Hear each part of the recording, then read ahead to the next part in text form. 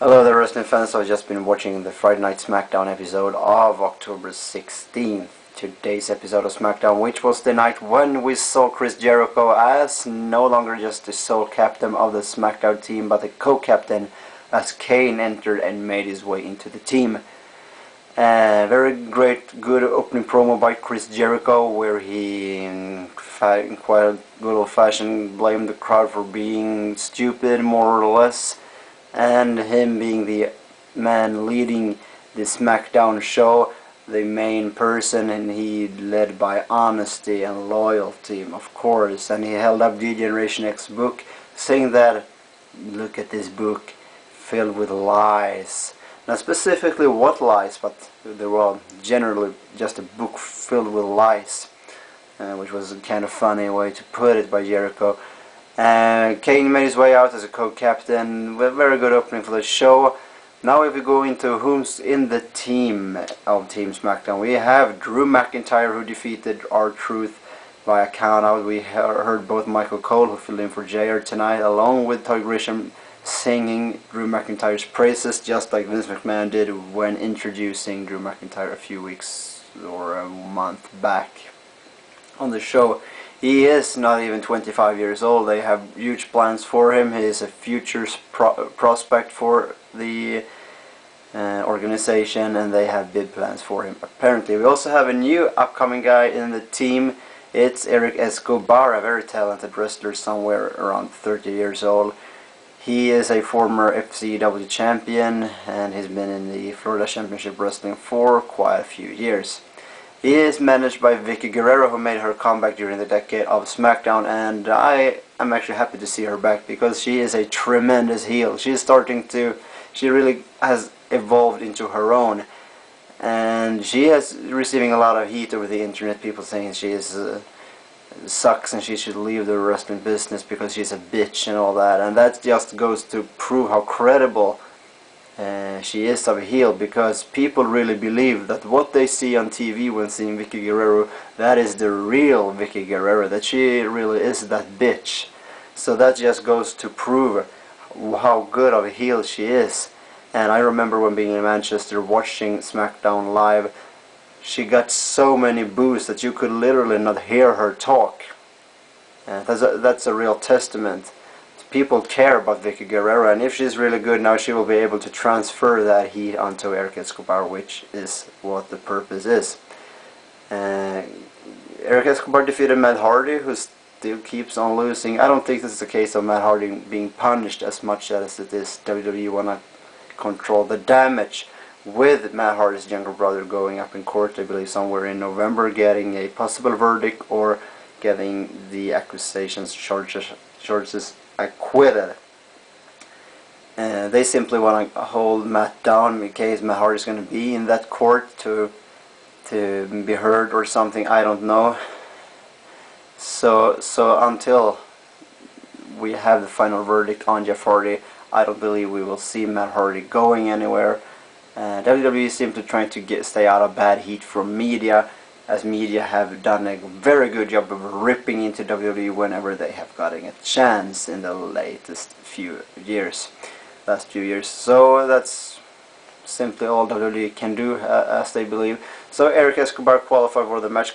Pretty weird ending. I don't really see it make sense for Vicky Guerrero to fall on the apron like that, but that's not Vicky's fault. That's just a case of bad booking. However, throughout the night, this was a very good night, very good SmackDown show. It's been a very good week of WWE televisions. Raw was one of the best episodes of the year, and SmackDown was very good as well. We also saw Crime Time defeat Hart Dynasty once again, one time too many in my belief.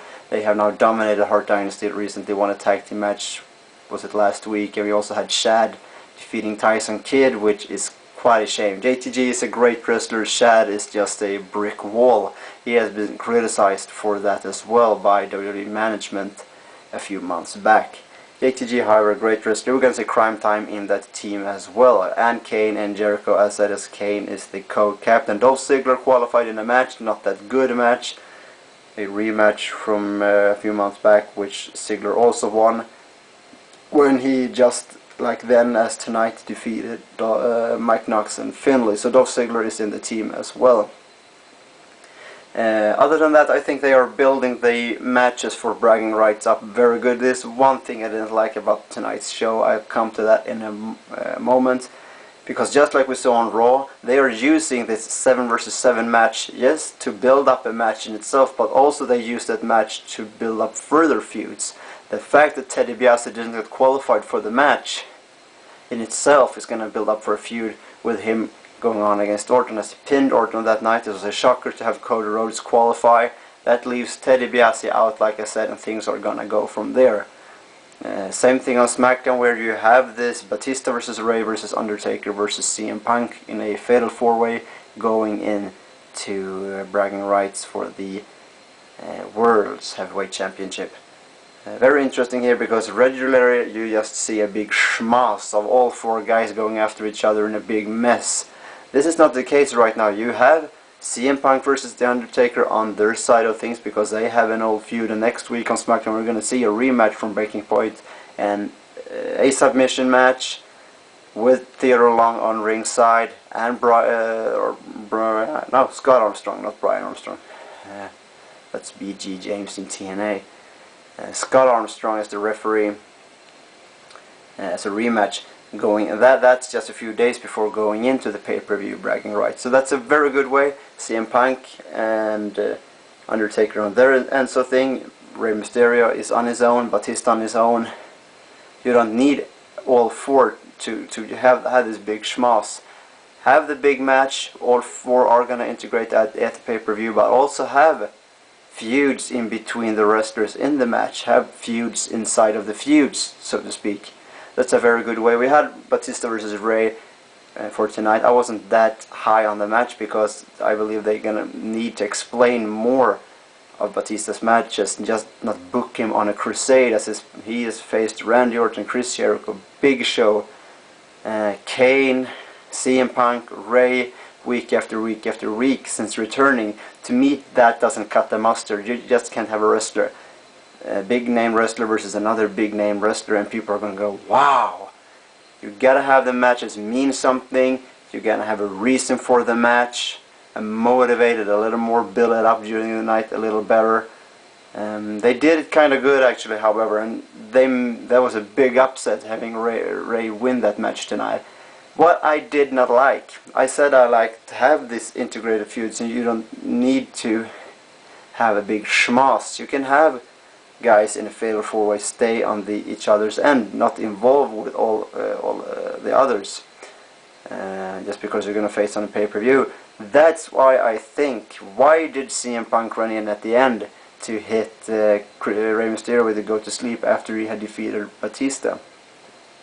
Yeah, simply explained by, yeah, he's going to face him in 9 days at bragging rights. So that's why he came in, but that's not a motivation good enough for me, because he still has his feud with The Undertaker, and he's going to face The Undertaker next week, and as if that wasn't serious enough and efficient to just have to put your focus on that, he's now going to go right after Rey Mysterio. That doesn't make a lot of sense, because if you're going to face The Undertaker, that's all you would want to care for. You would not want to need any more other enemies. And well, we all know next week when CM Punk faces The Undertaker, we will have Ray show up there, and this schmoz is gonna come. It made next week feel, at least, you never know for sure, but it made next week feel a little more predictable, and it also didn't make a lot of sense. If I have a big enemy and I'm gonna pick a fight with him, the first thing I won't do is go hit another guy in the face as well. I mean, having a guy like The Undertaker ahead of you is more than enough. Why would you want to divide your attention like that? Like I said, it doesn't make sense. That's all for me this week, and also check out my Captain Lou Albano condolences. I'm gonna tomorrow post a video about Shane McMahon leaving the WWE organization, resigning from World Wrestling Entertainment. That's pretty big news. Thank you for watching and have a nice day.